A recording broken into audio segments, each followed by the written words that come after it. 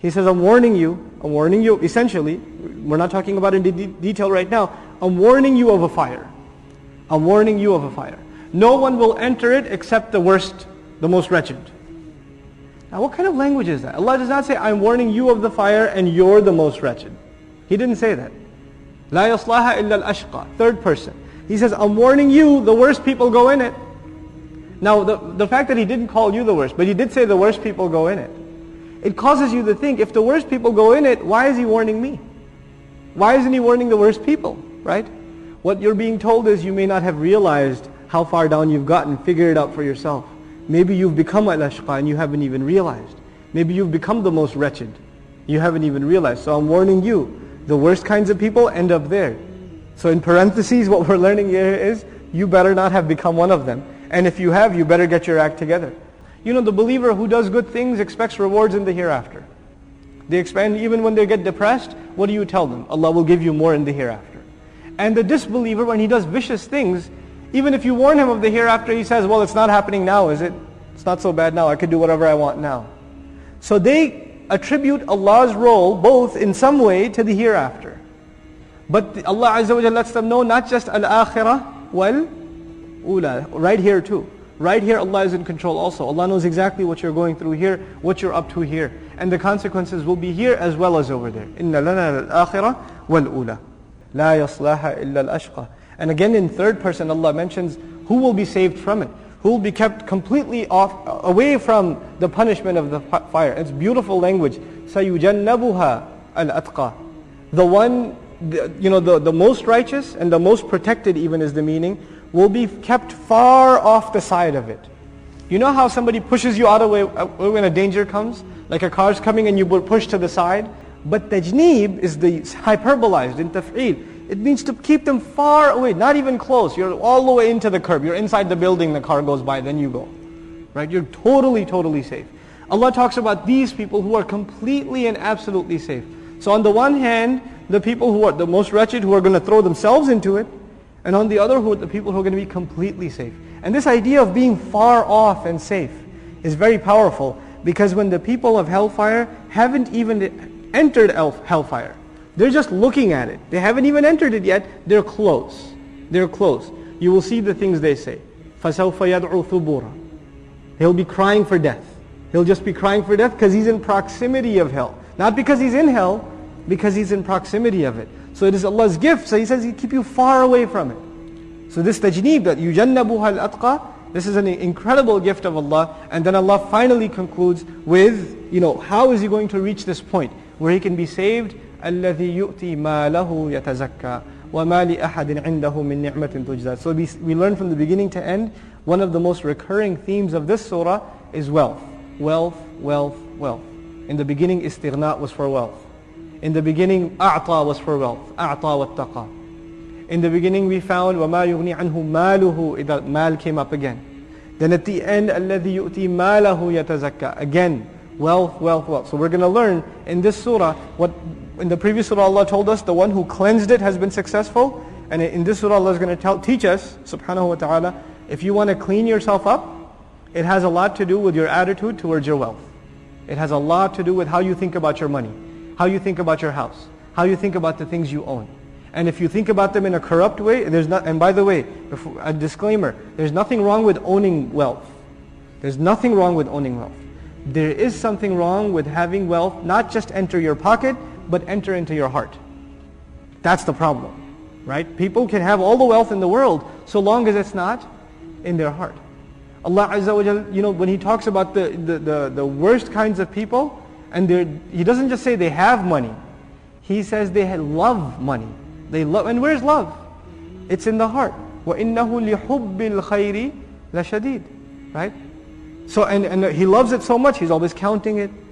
Right? He's always compiling it and counting it. الَّذِي جَمَعَ مَالًا وَعَدَّدَ. You're obsessed with something you love. That's what you do. So this attitude is what's the center, really the central theme of this surah, and hence we understand the word sa'i in a new light. Sa'i means to make an effort, and we'll talk about that in more detail again once we go ayah by ayah. But what does sa'i mean? To make an effort. People are making an effort in two directions. Either you want to get wealthy here, or you want to get wealthy over there. Now there is a way you can get wealthy in both. It's hard, but you can do it. It's possible that you can be wealthy here and you can be wealthy there. But understand that when you concern yourself with worldly assets, in your heart, they become the priority. You're thinking about them more than you're thinking about the assets, your savings up there. Then you have become from al-ashqa. Then you've turned away. Tawalla, the one that's being described, right? So this powerful lesson is going to be the center of this surah. There are many words for running in Arabic. Sa'i means it's faster than walking, slower than running. It's pacing, okay? And we learned this word previously in another surah, ثُمَّ أَدْبَرَ يَسْعَى. And we read ثُمَّ أَدْبَرَ يَسْعَى for Fir'aun. We read this word before too. So pacing, meaning concerning yourself and working quickly and urgently towards something. This is when somebody paces. When do you see somebody pacing at the bus stop? When do you see somebody pacing through the office building? When they have some really important thing they have to do. They're not quite running and they're not quite walking either, but they're moving quickly because there's something concerning them, right? Allah says these concerns you have that you're running towards and pacing towards, they are all over the place. La shatta. So Allah is describing the contrast of night and day and the contrast of male and female, how these things are contradictory. Just like that, your efforts are contradictory. Fundamental attitude in taqwa is not fear alone. It is to do something or take an action out of fear of falling into some kind of trouble. Fear is khawf. That's just a feeling. Like, you hear a loud sound, you feel khawf. You hear a loud sound and you take cover, now you're doing taqwa. Meaning you took an action based on a fear. Right? This is taqwa.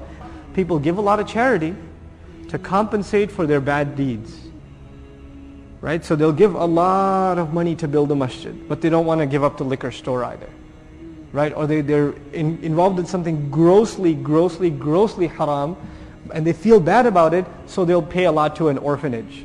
Or they'll give a lot of sadaqah to like the earthquake relief, or something like that. So they're giving, but they don't fear. Allah wants you to give, but Allah also wants you to have taqwa. فَأَمَّا مَنْ أَعْطَى وَاتَّقَى. You have to have both. And sometimes there's a person who has taqwa, but what does he not do? He doesn't give. He doesn't give. When an important person comes and shakes your hand, or a famous person, or a celebrity of sorts, or an authority, then you say, man, you know who talked to me today? You know who I talked to on the phone today? You know who came over to my office? The CEO of this company or that company. A big person gave you attention. Whose attention does this person want? فَأَمَّا مَنْ أَعْطَى وَاتَّقَى. He wants the attention of Allah Azza wa Jal. That's where we find seeking the face of Allah towards the end of the surah, right? But then they're afraid, just like there, إِنَّا نَخَافُ مِنْ رَبِّنَا يَوْمًا عَبُوسًا قَمْطَرِيًا. It is we who fear, no doubt about it, we fear from our Lord a day, a horrifying, a saddening, an overly depressing day. عَبُوسًا. Very strong word used in that surah. Anyhow, coming back to this one, Ash-Shawkani rahimahullah writes, أي بذل, meaning this ayah means بذل ما له في وجوه الخير. He just gave up his money, just kept exhausting his wealth in all faces of good, meaning all kinds of good. He was looking for things to give give his wealth to. It was like, someone who really wants to make it big in this dunya, and they say, man, I got some money, I don't know how to use it. So they go to their business buddies, got any good business ideas? Where should I be putting my money right now? The market's kind of bad, where should I invest? Right? So there's this idea of putting your money in a good place, or finding, what's called diversifying your portfolio. Right? That's called diversifying your portfolio. So you don't put all your money in one, investment. You put a little here, put a little here, put a little here. What is this person doing? Ash-Shawkani rahimahullah comments, fi wujuhil khayr. All kinds of faces of good things. He's doing, maybe I should put a little here, a little here, a little here, a little here. So I have this diversified portfolio when I go to Allah Azza wa Jal. It's incredible, this mindset, that if you direct it towards Allah, it brings a yield, and people direct it towards dunya to bring a yield for themselves in this dunya. Anyhow, Asam al-Ra'i also offers a really remarkable insight on the ayah. He says, فَأَمَّا مَنْ أَعْطَى وَاتَّقَى تَدُلُّ عَلَى أَنَّهُ اتَّقَى الْبُخْلِ. He says he gave and he was afraid. It illustrates he was afraid of being cheap. That's why he gave. He gave and as he was afraid, meaning wow becomes haliyah. He gave as he was afraid, meaning he was afraid of becoming those who are cheap, who hold on. My teacher used to give this example about our relationship with Allah. When we give, is it really our money we're giving? Is it really ours? No. Allah asks us for money. Allah asks us qardan hasana, give me a loan, beautiful loan. He says, let me tell you a business transaction, tijaratin. He gives us all these terminologies. Why? Because we start believing what? It's ours. It's ours. It's not his, it's ours. Subhanallah. We start thinking we're the owners. That's what happens with money. Money is the mal is the essential thing that makes you start thinking you're in charge. And who have you replaced psychologically? Maybe in your aqidah you still say La ilaha illallah. Maybe in your salah you still say Allahu Akbar. But what is your heart testifying to every time you look at the account balance? What's your heart testifying to? Where is your heart going? It's already testified that I own this wealth. This is mine. This belongs to me. Right? This is the attitude that Allah is striking at the heart. أَعْطَى وَاتَّقَى. He gave and he was afraid he might start thinking this belongs to him. So he gave lots of it. He gave lots of it. The other thing also that's really interesting is you put a lot of money in a sure deal. You put a little bit of money when you're not so sure if it's going to, maybe it's a good investment, I'm not so sure. So I'm not going to put all my savings in it, I'll put a little bit. But if it's a guaranteed investment, what do? Like guaranteed. You put it in. You say, man, this is the way to go. It's a sure shot. It's good real estate. It's coming up. The area is coming up. I'm going to buy in this property, this area. I'm going to invest in this thing or that thing. Why? Because it's a sure deal. So the amount we give increases when what we start believing that it's a sure deal. And the more you there are other better places this could be spent, the less you give. Right? And so this person fears, before my other instinct kicks in and I say, no, maybe I shouldn't give this much, before he even gets to that point, he just gives أَعْطَى وَاتَّقَى. This is his attitude. And so Allah Azza wa Jal, when He speaks about this, actually another couple of things we should talk about here is the sequence. Usually, أَعْطَى is giving a lot. It's not even giving a little. أَعْطَى, I said, is a hyperbolized form of the verbs. So this guy is giving a lot. But you would think taqwa comes first, and then you do ihsan, you give a lot. Right? So it seems like taqwa comes first, and then you give a lot. But what does the ayah say? أَعْطَى وَاتَّقَى. It mentions the giving a lot first and taqwa second. It mentions taqwa second. And this is part of the style of this entire surah. Allah Azza wa Jal mentions the conclusion first, and then the root second. And we'll find this throughout this surah. It's beautiful. Even, what's the conclusion? This dunya or the akhirah? The akhirah. He says, and so which should be mentioned first? Dunya first, akhirah second. When we come to that ayah, what does he say? وَإِنَّ لَنَا لَلْآخِرَةَ وَالْأُولَى.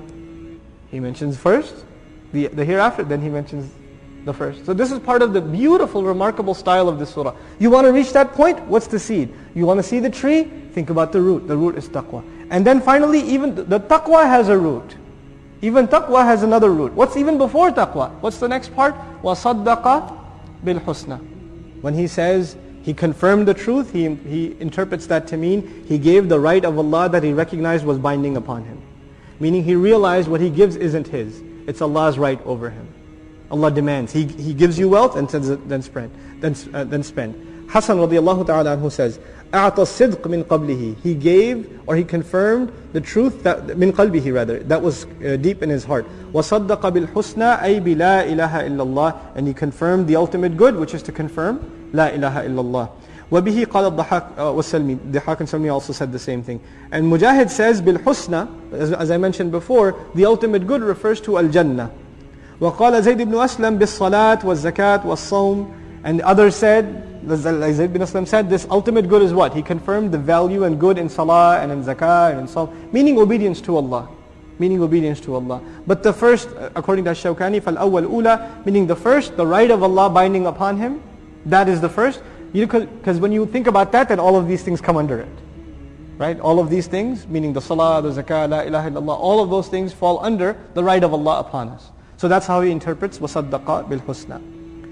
If he does this, now the words began أَمَّا فَأَمَّا مَنْ أَعْطَى وَاتَّقَى. أَمَّا, as for the one who. This is called حرف الشرط, كلمة الشرط, conditional statement. As for the one who does this, ... then this will happen for him, right? So now the then part is coming, fa. Then, if he fulfills these conditions, then what's going to happen? فَسَنُيَسِّرُهُ لِلْيُسْرَى. Then we will make ease for him. We will facilitate for him. Who's we? It is Allah Azza wa Jal speaking. He says, we will make ease for him. In other words, until He makes easy, It's not easy.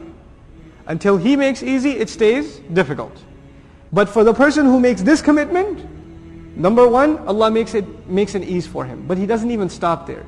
He says, لِلْيُسْرَى. Yusra is the feminine equivalent of Aysar. Aysar means the easiest. The easiest. So Allah says, I will make the easiest easy for him. Actually, He says, I will make the easiest really easy for him. Now, the way you're thinking about good deeds now, according to Allah Azza wa Jal, Allah's gift to this person is, He finds doing good things what? Easy. And He finds them the easiest thing to do. Meaning doing bad things He finds hard, and the easiest, the most natural thing that comes to him is doing good things. Can you imagine what a gift is from Allah? Most of us, when we do good things, it's hard. When we do bad things, it's what? It's easy. That's easy. Good things are hard. But this attitude, أَعْطَى وَاتَّقَى وَصَدَّقَ بِالْحُسْنَى, guess what gift you get in this dunya? Allah will make the easiest thing easy upon you. Meaning, your attitude about it will change, and it will be the easiest thing facilitated for you, subhanAllah.